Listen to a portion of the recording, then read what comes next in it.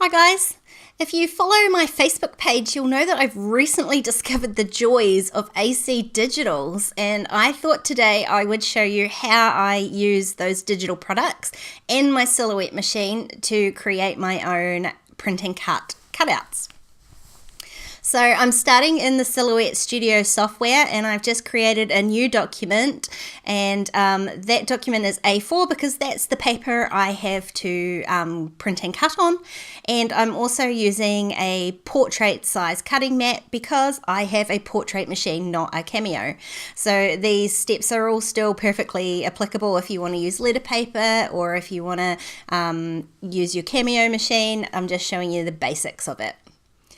So I just turned down the reveal so that I can see the grid lines, and I am adding registration marks. So these are the settings I use for my registration marks, and I don't have any problems printing and cutting. So follow along with those if you'd like.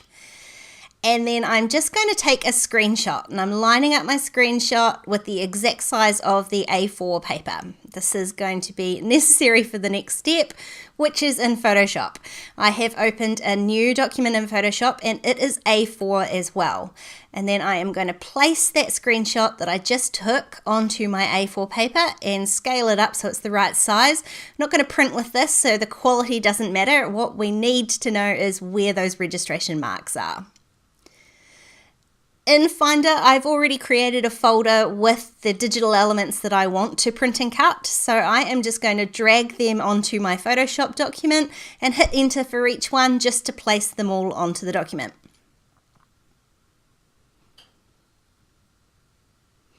Now that I've got those all there, I can shuffle them around, resize them if I need to, but just make sure that they're all placed on the document within those red lines, which is the cutting lines, and not overlapping that sort of cross-hatched area, which needs to be clear for the Silhouette machine to be able to register the crop marks. So this does take a little bit of time, so I have sped this up a bit so you don't have to watch the whole painful process. I just can resize them if I'd like and shuffle them around, making sure that each one has just a little bit of clear space around it. It will need a little bit for the machine to be able to cut. I've got an empty space there, so I'm just going to duplicate one of the pieces that's already there by selecting it, and I do that by right-clicking on it and selecting that layer. Then I go to my layer palette, right-click again, and duplicate that layer, which will give me another element, and then I can rotate that by going Edit, Transform, and I just use the scale, and at the corner I can turn that around until it's vertical and fits in the gap that's there. And then I'm just going to do a little bit more shuffling just to make sure everything has enough of a gap around it and nothing's too close to each other. And once I'm happy with that, I can go to my layers palette and I'm going to select all of the digital element layers. Not the screenshot that we took, just all the digital elements. And then I'm going to go to the little arrows and merge all of those layers into one layer. So that's my digital element layer. I can turn off the screenshot layer. We're not going to need that. And then I make sure that my digital element layer is selected. And I'm going to use my magic wand tool. And then just click anywhere on the white space of that digital element layer. So that's selected all of the white space, but what we need to do is select all the digital elements. So I go to the select menu and choose inverse. Then create a new layer in my layers palette. Get my paint bucket tool, make sure the color selected is black, and then just click inside one of those digital elements. And that is essentially, that is the cut file. So we've now created a print file and a cut file. Just use the paintbrush tool to tidy up any black bits that shouldn't be there. And now we can save two files. So I go File, Save As. And I'm going to choose a JPEG, making sure that as a copy is selected. I'm going to call that one Cut and save it. And then hide the cut layer and save a new copy of this. So again, making sure it's a JPEG, and I'm going to call this one Print. And that's our two files saved. So now back in the Silhouette software, I'm going to drag in my print file. And you can see it's much too large, so I'm just going to, nope, wrong one, not move it. I'm going to scale it down. So I know that for an A4 it should be 210 millimeters, so that's what I'm making it, making sure that that lock aspect is ticked. And then I'm going to do the same thing with the cut file that we selected. Bring that in and then resize that to 210 as well.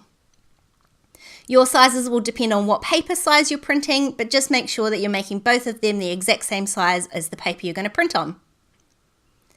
Then I just align them exactly one on top of each other using the align tools, and then place them exactly on top of where the A4 paper is going to be printed. Then you just go ahead and trace that cut file that we made. So turn off the high pass filter and click trace. And you can now delete that black file, no need for that anymore, and we have our print and cut file. So then you just go ahead and print it using whatever print settings match your printer.